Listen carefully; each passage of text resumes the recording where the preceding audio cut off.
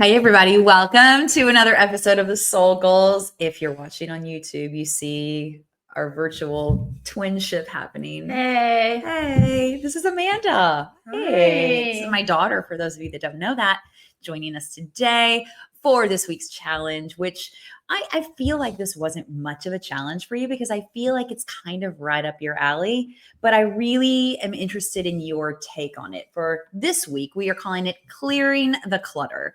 And basically what that means is choosing one area of your house to organize, to release things out of, to let go of stuff, if you will. So I, being the kind of the new year, I shouldn't say that, be kind of the new year. It's like all year round for me, right? I mean, I think you probably could attest to that I like to kind of clear my space pretty regularly. Yeah. So it's not hard for me. Was it hard for you to choose a space in your living area to clear? Probably back home, yes, because I come back here twice a year and I usually just live in the space that I've lived in since birth. But a lot of the stuff around my room was kind of just like from high school, and that was kind of it's always every time I come home, I'm like trying to clear out like the stuff I've been holding on to for too long. And this break, I feel like I was like, I need to actually do it. So yeah. Well, I remember coming in one day and walking back to your room, and there's melee everywhere. There's stuff everywhere. Yeah. Tell me a little bit about what it does for you when you clear your space. I didn't really notice it like at first because I think moving out to Jacksonville, I kind of had a new space to start over anyways. So I was like, I need it to be decluttered because this is my space whenever I come home from like a busy day. So that was where it kind of started. And I didn't really realize as I started to clean even that space that it was more of like a subconscious like reset for me. So coming back here was really interesting because all of the stuff I was going through, I hadn't touched in like 4 years. Like I found my old high school textbooks under my bed. That was funny. Yeah. So it honestly felt really good because I didn't know how much it was holding me back in a sense.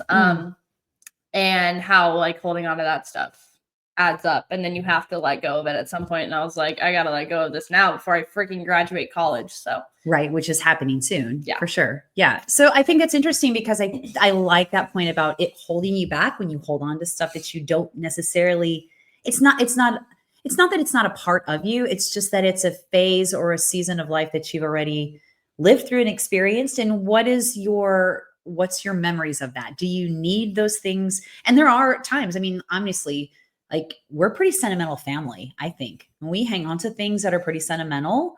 But I think there's times when you have to go through those spaces and go, does this really matter for me anymore? Yeah. Is this meaningful? And what is the meaning? What is the why behind why I'm hanging on to it? And what that is. And I feel like that's like super hard for some people because I remember literally walking up to you and I'm like, do I need this? And it was my old ACT textbook. That's right. And like, mind you, I just took the LSAT. Like the ACT was what? Oh my God, 6 years ago. Yeah. Like I don't need it. But the sentimental part of me was like, oh, it's my ACT textbook. But then I have to be like, it's a textbook, Amanda. Like, let's calm down. Yeah. And so I found myself doing that a lot with a lot of the things. And some of the things I had to check myself and be like, no, this is sentimental. Like, I should keep this. Yeah. But it's not like keeping it on display in my room where it's like I haven't talked to that person or like been in that situation since high school. I think we tend to become attached to our memories and feel like we're doing a disservice by letting something go. And like, we're never going to recall that time or that experience again.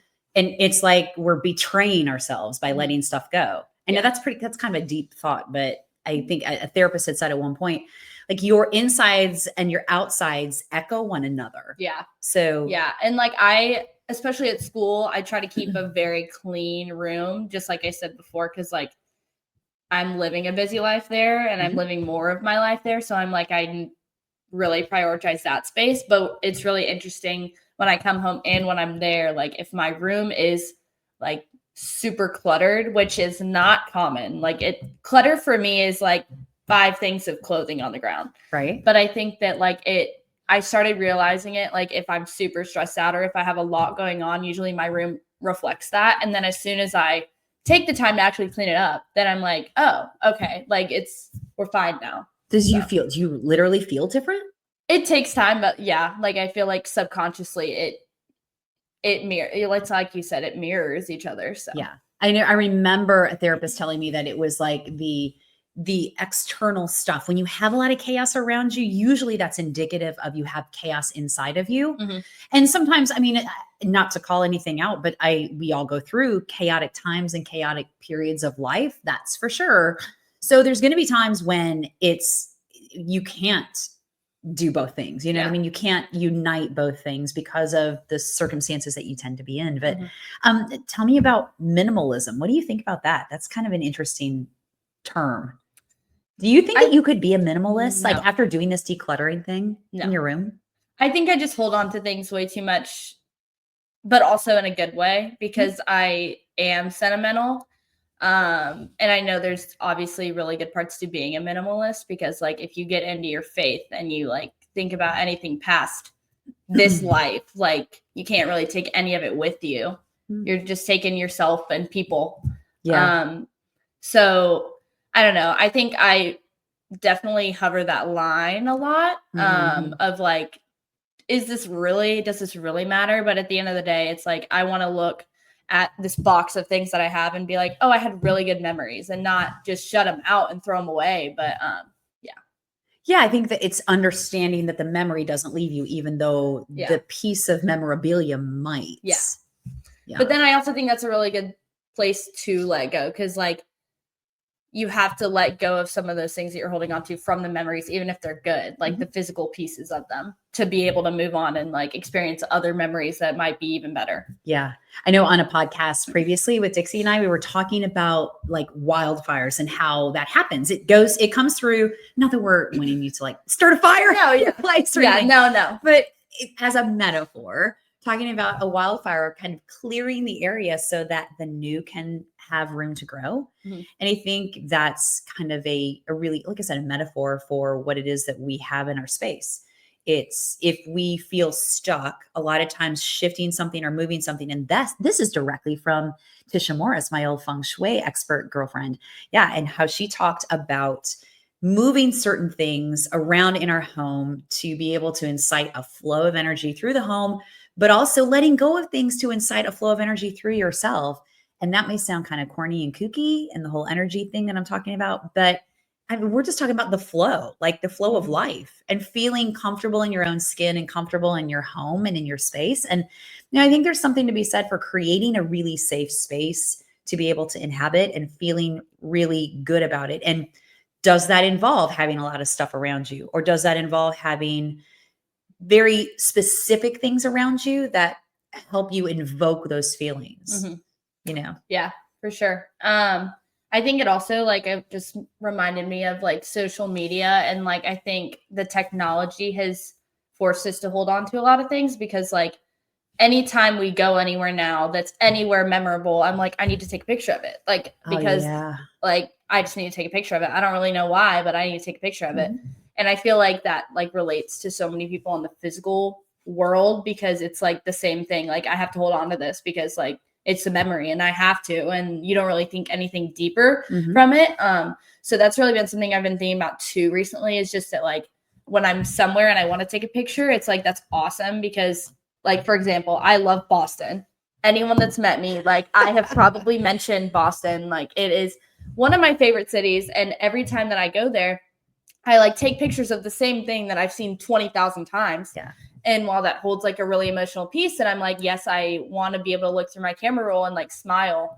It's also like I have to remind myself to be present and like put the phone down and just like be where you are and enjoy the space that you're in. Yeah. And I think that comes with the decluttering. Like you have to enjoy your space. And if you're feeling like constantly bogged down by the things around you, you have to let it go, however hard it might be. So Yeah. How hard was it for you to let go? Like you talk about the ACT book and we're laughing about that, but like, I mean, there was probably some things that you said that you could went, do I really need? And like maybe struggled a little bit with. I know there was for me. yeah. Well, I think too, I honestly remember it. I put a lot of those books underneath my bed around freshman year of college because one, I didn't know if I'd need it throughout my 4 years. I'm like, I could take a theology course and need some of the stuff. But I think a lot of it was like a piece of me was still in high school and I was having to like slowly get out of that. But for the time I was like, well, I'm just going to be comfortable and just like move it aside to where I can't see it. But it's always going to still be there. Yeah. And so I think just like moving away and coming back and having like a new perspective, like it's taken 4 years.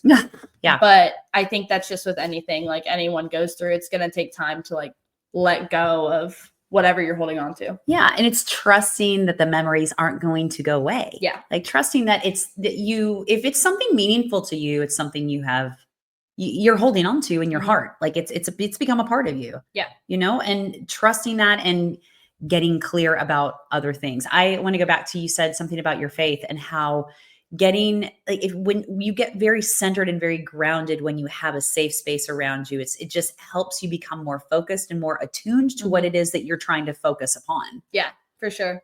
I think that's what's been the most helpful for me in my college athletic career too, is like, no matter what kind of day you've had, like, I know I can come back to the space that I've made and like, my bed is going to be made. I know that. Like, no matter what, I'm going to make my bed in the morning so that whatever day I had, I can come back to the same room that I was in the morning of. And I think that comes with the organization piece. Like, I don't want to come back to my room and be stressed because I have clothes all over the floor. Yeah. But like we were saying, it mirrors each other. Like, if my clothes are all over the floor, what does that say about what I'm going through in my mind right now? So, yeah, I think that was such a light bulb moment when a therapist said that to me years ago. I was like, whoa. Like, if you just think about it, I mean, and it can be a gut check for a lot of us. It was for me when I first heard it. And I have taken that and just really applied that to my life and went, okay, when I just randomly have stuff sitting around and I'm not taking care of organizing it or putting it where it needs to be, not all the time. And like, we can't say that you're going to have a long work day and you're going to come home and you're going to be like, I just need to collapse on the couch. yeah. But I'm talking about a long-term process of hanging on to stuff that just isn't powerful anymore. It's holding too much power over you, maybe. Yeah. It's holding you back from other memories. Yeah. Yeah. And other experiences too. I remember your grandfather was a hoarder.